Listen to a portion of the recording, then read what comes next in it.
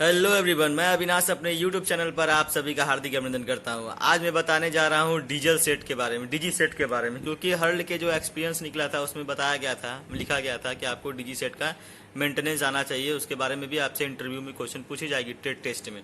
जो भी एक्सपीरियंस के कैंडिडेट है 5 साल के 10 साल के, तो उनसे तो डीजी के बारे में पूछा ही जाएगा, क्योंकि अगर आप इलेक्ट्रिकल से बिलोंग करते हो तो आपको डीजी के बारे में नॉलेज होना जरूरी है। क्योंकि क्या होता है कि इंडस्ट्री में जब भी ब्लैकआउट बोला जाता है, मान लीजिए जो हमारा पावर सप्लाई आ रहा है डीवीसी से आ रहा है, मान लीजिए किसी भी जनरेशन स्टेशन से आ रहा है, या फिर किसी कारण वो ब्रेक होता है, आपके पास इलेक्ट्रिसिटी नहीं पहुंच पाती है, तो उस पीरियड को हम लोग इंडस्ट्री में बोल देते हैं ब्लैकआउट टाइम। तो ब्लैकआउट टाइम में क्या होता है कि मान लिए कि आपका मशीन तो अचानक से बंद हो जाएगा। मान लिया कुछ ऐसा भी सिस्टम होता है इंडस्ट्री में कि आपको उसको पूरा कंप्लीट करना पड़ता है। अगर कंप्लीट नहीं कीजिएगा तो काफ़ी नुकसान हो जाता है। जैसे हम लोग का है यहाँ पे हॉट मेटल आता है, लिक्विड मेटल। तो अगर ब्लैकआउट के समय में क्या होता है कि अगर हमारे फर्नेस में या फिर जो भी हमारे इंडक्शन फर्नेस में अगर माल बचा रह जाए, है ना, लिक्विड मेटल रह जाए और पावर चला जाए तो वो तो जम जाएगा। तो क्या होगा, हमारा बहुत ही नुकसान होगा। तो या फिर क्रेन चल रहा है, हॉट मेटल लेके है, तो क्या होगा, वहीं पे स्टॉप हो जाएगा। अगर उसको पावर नहीं मिलेगा तो वहीं पे स्टॉप हो जाएगा, तो धीरे धीरे सब मेटल जम जाएगा, बहुत सारा नुकसान हो जाएगा कंपनी का। तो इन सब से बचने के लिए, इस सब के बचने के लिए हम लोग यूज़ करते हैं डीजी सेट का। डीजी सेट ऐसे लॉन्ग पीरियड के लिए हम लोग यूज नहीं करते हैं इसका, क्योंकि इसका इफिशियंसी ज़्यादा नहीं होता है। मतलब आधे घंटे 1 घंटे के लिए यूज़ करते हैं, जिसमें हम जो हमारा बचा हुआ काम है ना, उसको सॉर्ट आउट कर लें और पावर को शट डाउन कर सकें। ठीक है, इसके लिए यूज़ करते हैं डीजी सेट का। तो चलिए, डीजी सेट बहुत ही इंपॉर्टेंट टॉपिक है और मैं आपको बताने जा रहा हूँ डीजी सेट के बारे में, उसे कंस्ट्रक्शन के बारे में, वर्किंग के बारे में, क्या क्या पार्ट लगा होता है। तो देखते रहिए हमारे वीडियो के साथ। सबसे पहले हम लोग ये जानते हैं कि डीजी का फुल फॉर्म क्या होता है। डीजी को बोलते क्या है? डीजी को बोला जाता है डीजल जनरेटर। जैसा कि आप लोग नाम से पता चल रहा है, डीजल जनरेटर मतलब इसका जो यूज़ करते हैं, डीजल का यूज़ करते हैं फॉर प्रोड्यूस इलेक्ट्रिसिटी। इसमें क्या होता है, एक डीजल इंजन होता है जो कि कनेक्टेड होता है हमारा अल्टरनेटर से। जो डीजल इंजन क्या काम क्या है, बर्न करेगा हमारा फ्यूल को और मैकेनिकल एनर्जी को प्रोड्यूस करेगा। और जो वो मैकेनिकल एनर्जी प्रोड्यूस करता है वो कनेक्टेड होता है हमारा अल्टरनेटर से, शाफ्ट के थ्रू या बेल्ट के थ्रू। तो क्या होता है, जो हमारा अगर डीजल जो इंजन है वो मैकेनिकल इंजन एनर्जी को प्रोड्यूस करेगा, अपना शाफ्ट को रोटेट कराएगा, और जो उसका शाफ्ट कनेक्टर होता है अल्टरनेटर से, वो अल्टरनेटर को घुमाएगा और इलेक्ट्रिसिटी हमारा अल्टरनेटर प्रोड्यूस करेगा। तो ये काम होता है हमारा डीजी सेट का या डीजल इंजन का। अब चलिए देखते हैं डीजल इंजन में आखिर में लगा उसका पार्ट क्या होता है। तो पहला तो डीजी सेट है, तो जाहिर सी बात है डीजल का उपयोग होता है, तो डीजल के रखने के लिए डीजल टैंक का यूज किया जाता है ना। कैपेसिटी के हिसाब से कितना केवीए का हमारा डीजल जनरेटर है और कितना उसका कैपेसिटी है, उस हिसाब से हम लोग टैंक का साइज, मतलब उस हिसाब से टैंक का साइज कंस्ट्रक्ट किया जाता है। तो जनरली डीजल टैंक का काम होता है डीजल को स्टोर करना, है ना। जो भी हम कैपेसिटी हिसाब से जो भी डीजल रखते हैं, मान लीजिए हमें कितना घंटा चलाना है या कितना मिनिमम कितना डीजल होना चाहिए, सब कहाँ रखेंगे, डीजल के लिए एक टैंक होता है, डीजल टैंक। और दूसरा होता है मेरा fuel water separator and a fuel filter. Fuel water separator का क्या काम होता है कि अगर जो डीजल आ रहा है हमारे पास, वो देखिए जो नॉर्मली जो डीजल यूज करते हैं वो डीजी में यूज नहीं होता है, हाई स्पीड डीजल यूज होता है जो इंडस्ट्री के लिए यूज किया जाता है, जो कि ताकि उसका एफिशिएंसी जो होता है ज़्यादा होता है। इससे हमारे क्या होता है, इंजन को ज़्यादा इफेक्ट ना पड़े, तो वैसा हमारा डीजल यूज किया जाता है। तो फ्यूल वाटर सेपरेटर का क्या काम होता है कि जो अगर मॉइस्चर आ रहा है हमारे डीजल में, तो उसको क्या करें, रिमूव करें, मॉइस्चर को रिमूव करें और प्योर मतलब अनमॉइस्चराइज डीजल को डीजल बनाए, उसको वही काम होता है वाटर सेपरेटर का। दूसरा काम आता है फ्यूल का फिल्टर करना। फिल्टर क्यों किया जाता है, क्योंकि देखिएगा डीजल जो होता है उसमें बहुत सारे डस्ट पार्टिकल वगैरह होते हैं, ठीक है। तो उसको रिमूव करने के लिए हमारा यूज़ किया जाता है फ्यूल फिल्टर को। मैंने अभी 2 चीज़ के बारे में बताया आपको, डीजल टैंक और दूसरा वाटर सेपरेटर और फ्यूल फिल्टर, ठीक है। तीसरा पार्ट आता है इंजन का काम क्या है। जाहिर सी बात, इंजन का काम है कि जो हमारा डीजल है उसको बर्न करे, और बर्न करके क्या करे, हमारा मैकेनिकल एनर्जी को प्रोड्यूस करे। यही काम होता है इंजन का, ठीक है। तो तीसरा मैंने बताया इंजन के बारे में। चौथा होता है अल्टरनेटर। अल्टरनेटर नाम से भी इलेक्ट्रिकल कैंडिडेट को पता होगा, वो क्या करेगा, मैकेनिकल एनर्जी को कन्वर्ट करेगा इलेक्ट्रिकल एनर्जी में, ठीक है। चौथा होता है स्टार्टर मोटर। स्टार्टर मोटर देखिएगा, जो हम लोग शादी ब्याह में जो यूज किया जाता है छोटा सा जनरेटर, उसको हाथ से घुमा करके स्टार्ट करना पड़ता है ना। तो इतना बड़ा जनरेटर को कैसे स्टार्ट करेगा, कोई हाथ से थोड़े घुमाएगा, और उसके में तो टाइम भी बहुत लग जाएगा और हेवी भी बहुत है। तो इसके लिए हम लोग क्या करते हैं, स्टार्टर मोटर का यूज़ करते हैं। मोटर डीसी मोटर होता है छोटा सा, वही हमारे इंजन को घुमाता है, स्टार्टिंग स्पीड उसको देता है, ठीक है। तो ये काम होता है स्टार्टर मोटर का। और छठा हो गया आपका बैटरी। बैटरी का दो काम होता है, एक तो आपका जो स्टार्टर मोटर है, डीसी स्टार्टर मोटर, उसको स्टार्ट करना। दूसरा काम है हमारे अल्टरनेटर के को एक्साइटेशन वोल्टेज चाहिए ना स्टार्टिंग में, वो कौन देगा, वो बैटरी देगा। इलेक्ट्रिकल कैंडिडेट को पता है अल्टरनेटर कैसे वर्क करता है, उसको भी तो स्टार्टिंग में आपको फील्ड में आपको सप्लाई चाहिए, वो सप्लाई देगा हमारा बैटरी। तो ये काम होता है बैटरी का। तीसरा होगा मतलब सातवां आपका हो गया AVR और ऑटोमेटिक वोल्टेज रेगुलेटर। अब देखिएगा, जब जो हमारा डीजल मूव कर रहा है, रोटेट कर रहा है, उसका स्पीड डिक्रीज इंक्रीज होता है। तो जैसे स्पीड डिक्रीज इंक्रीज होगा तो क्या होगा, जो हमारा वोल्टेज का जो जनरेट हो रहा है हमारा वोल्टेज, वो भी फ्लक्चुएट करेगा।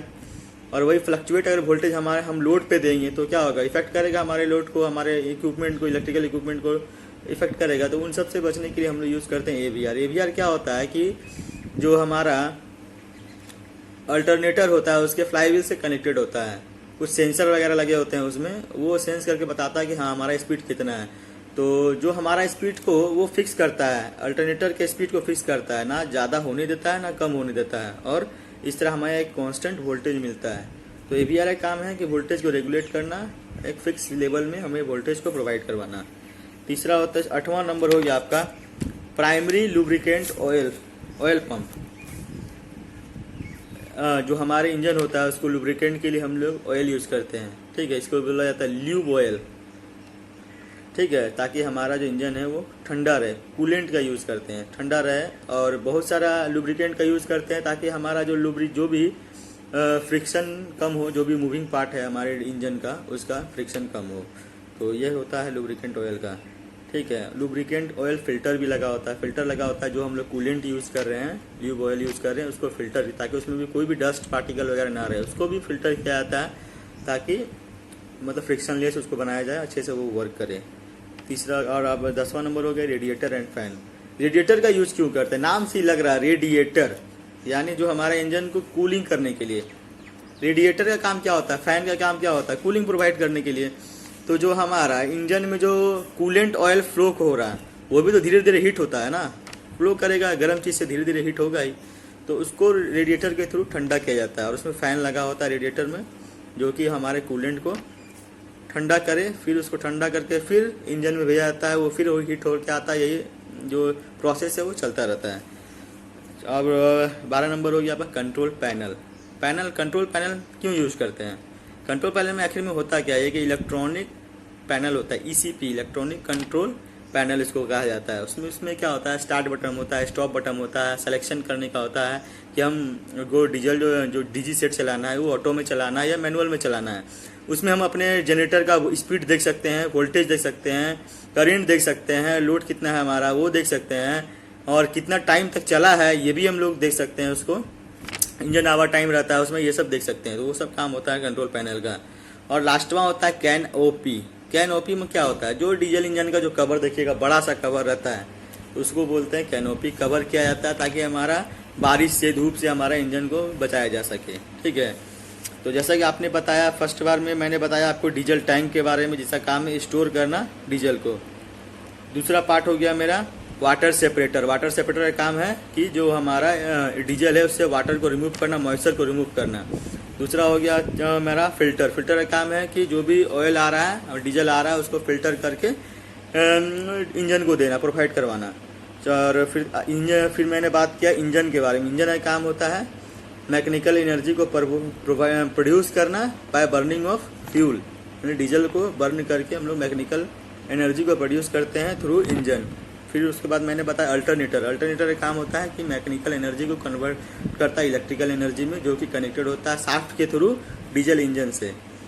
और उसके बाद मैंने बताया था स्टार्टर मोटर। स्टार्टर मोटर का काम होता है कि जनरली हमारे इंजन को स्टार्ट करता है। इसमें एक डीसी मोटर लगा होता है छोटा सा, जो कि इंजन को स्टार्टअप देता है, रोटेट कराता है स्टार्टिंग में।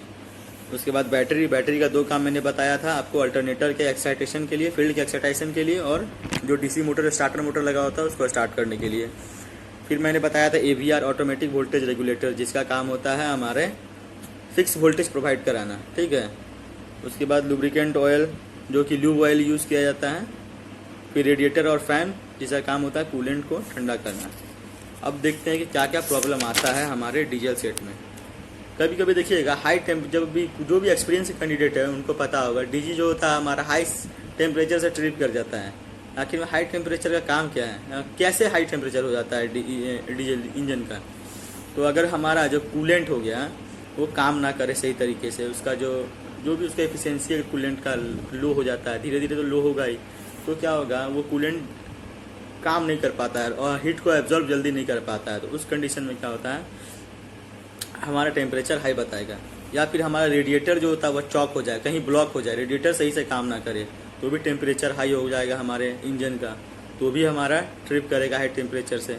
फिर ओवरलोड, अगर मान लिए हमारा कैपेसिटी 10 kg उठाने का, हमारे ऊपर 15 kg का वजन दे दिया जाएगा, जाहिर सी बात है नहीं होगा हमसे उतना काम। तो वही होता है, अगर ज़्यादा ओवरलोड दे दें तो हाई टेम्परेचर की वजह से हमारा इंजन ट्रिप मारेगा। या फिर full load, continue full load पर चलाएं हम, है ना, कंटिन्यू मान लीजिए कुछ टाइम के लिए हम लोग फुल लोड पर चलाएं तो भी टेम्परेचर धीरे धीरे हीट करेगा तो टेम्परेचर तो हमारा हाई होगा तो ट्रिप कर जाएगा। और एक लगा होता है टर्बो चार्जर का काम क्या होता है, जो भी हमारा धुआं निकल रहा है, बर्न हुआ इंजन डीजल बर्न हुआ तो स्मोक निकलेगा ना, तो जो जला हुआ स्मोक है उसको बाहर करना और फ्रेश ऑयल जो फ्रेश एयर है उसको अंदर करना। ये काम किसका होता है, ये काम होता है हमारा टर्बो चार्जर का, जो कि बहुत ही हाई स्पीड में रन करता है, लगभग 80,000 RPM 1,00,000 RPM पे वो रन करता है। उसके लुब्रिकेशन के लिए हम लोग यूज़ करते हैं लूब ऑयल ही यूज़ करते हैं, क्योंकि बहुत ज़्यादा हाई स्पीड में रन करने की वजह से क्या होता है, वो हीट होने के कारण पूरा लाल टाइप का हो जाता है, पूरा जब बहुत ज़्यादा हीट हो जाता है, 80,000 RPM पे वो मूव करता है। तो इसके लिए लगा होता है टर्बो चार्जर। अब आता है स्मोक से हम कैसे पहचानें, है ना। अगर हमारा स्मोक जो निकल रहा है डीजल बर्न होके, उसका कलर से भी हम लोग पहचान सकते हैं कि आखिर में प्रॉब्लम क्या हो रहा है डीजी सेट में। मान लिया कि हमारा जो स्मोक निकल रहा है वो पूरा वाइट निकल रहा है।